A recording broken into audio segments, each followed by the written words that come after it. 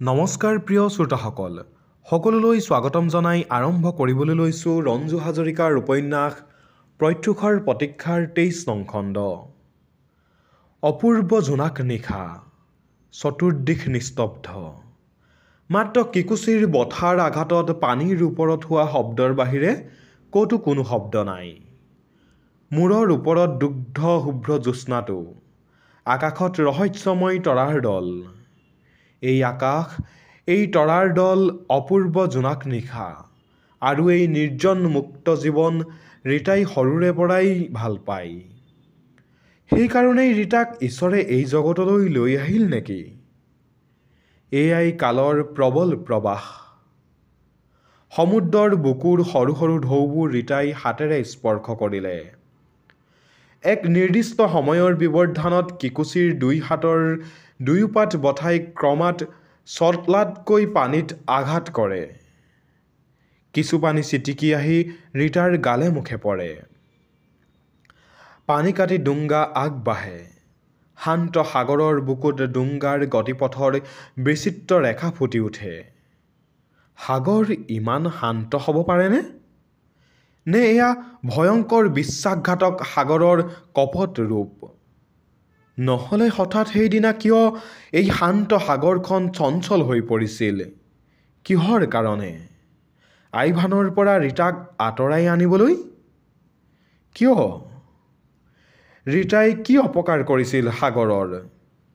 এইবোৰ চিন্তাৰ মাজতে হঠাৎ ৰীতাৰ মনলৈ আহিল সাগৰৰ জোৱাৰ ভাটাৰ কথা।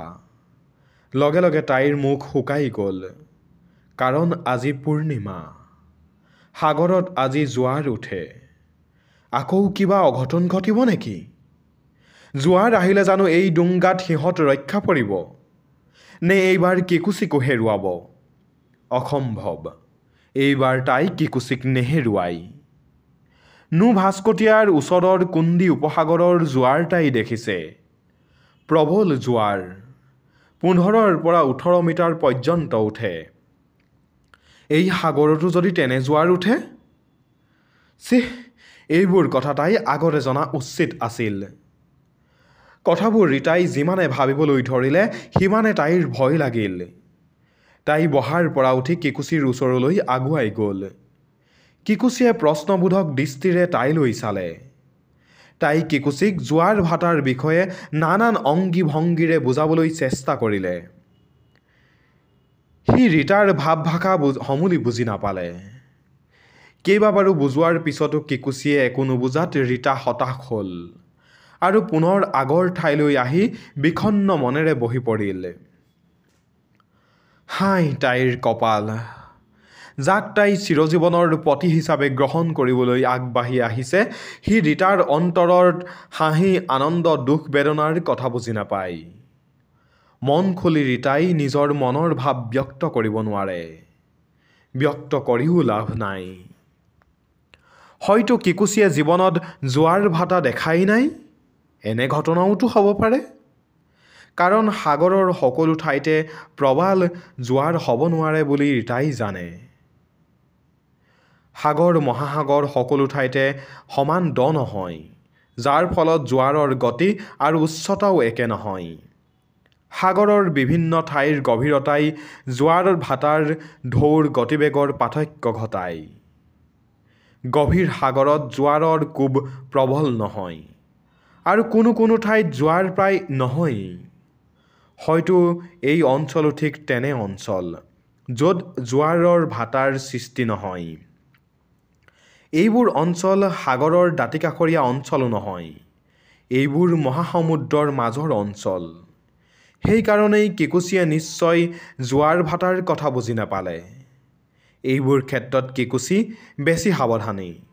মহাসমুদ্ৰৰ মাজৰ দ্বীপত বাস কৰা জাতি এটাই জোৱাৰ ভাটাৰ কথা নজনাৰ কোনো কাৰণ নাই। ৰীতাৰ মনটো কিছু আশ্বস্ত হ'ল।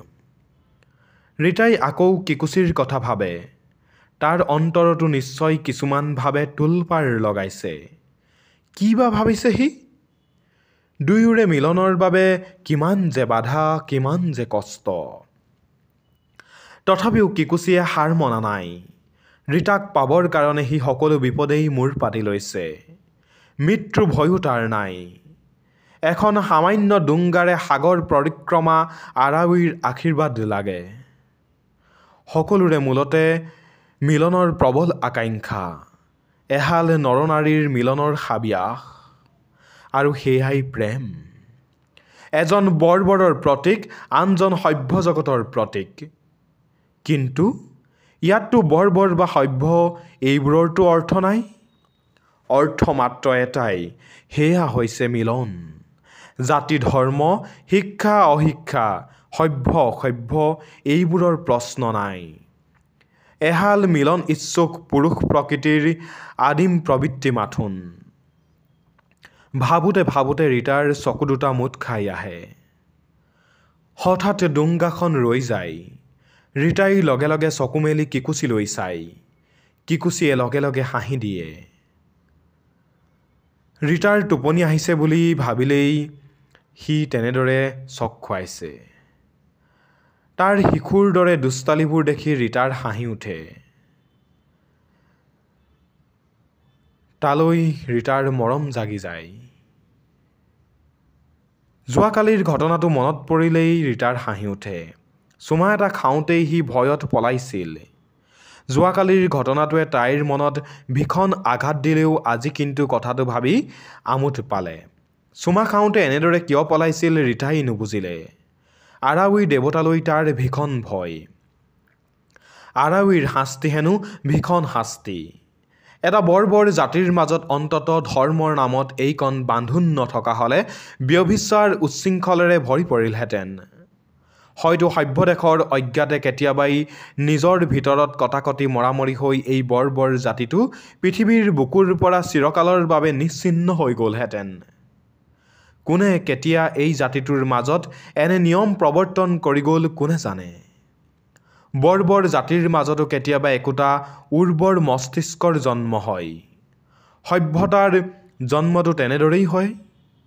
আৰাৱীৰ আশীৰ্বাদ নোলোৱাকৈ ইহঁতে কোনো নাৰীক জীৱন লগৰী কৰি ল'বলৈ সাহস নকৰে।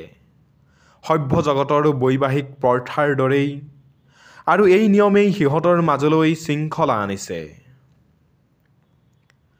কিকুচিয়ে ডুংগাতে খন্তেক জিৰণি ল'লে। একে লেঠাৰিয়ে বঠা মাৰি মাৰি তাৰ যথেষ্ট ভাগৰো লাগিছে। কঁকালত মেৰিয়াই লোৱা গছৰ বাকলিবোৰ সি খুলি ডুংগাখনলৈ দলিয়াই দিলে। ৰীতাই তাৰ সম্পূৰ্ণ নগ্ন দেহাটোলৈ চালে আৰু কৃত্ৰিম খং দেখুৱাই গছৰ বাকলিবোৰ পুনৰ পিন্ধিবলৈ ইংগিত দিলে। সি কিন্তু নিপিন্ধিলে। হাতত ৰখাল ফল কেইটামান তুলি লৈ মুকুৰা মুকুৰে চুবোৱাত লাগিল। কিছু সময়ৰ পিছতে পুনৰ বঠা হাতত তুলি ল'লে। সমুদ্ৰৰ মাজৰ পৰা পুনৰ ডুংগাখন নাভাৰু দ্বীপৰ ফালে আগুৱাই আহিল। কাৰণ নাভাৰু দ্বীপৰে এক প্ৰান্তত আৰাৱী দেৱতাৰ প্ৰতিমূৰ্তি আছে। সময়বোৰ আগুৱাই গৈ থাকিল। ডুংগাখনো যেন সময়ৰ লগত তাল মিলাই আগবাঢ়িছে সমুদ্ৰৰ বুকুত আঁচোৰ মাৰি। নাভাৰু দ্বীপ ক্ৰমান্বয়ে ওচৰ চাপি আহিল। ডুংগাৰ গতিও লগে লগে মন্থৰ হৈ আহিল। কিকুচিৰ সন্ধানী চকু দুটাই সন্দেহজনক কিবা দেখে নেকি দ্বীপটোৰ পাৰে পাৰে অনেক দূৰলৈকে লক্ষ্য কৰিলে। এটা সময়ত ডুংগাখন নিঃশব্দে আহি পাৰত লাগিল। ৰীতা লগে লগে নামিব খোজাত কিকুচিয়ে বাধা দিলে। ক'ত কি বিপদ লুকাই আছে কোনে জানে।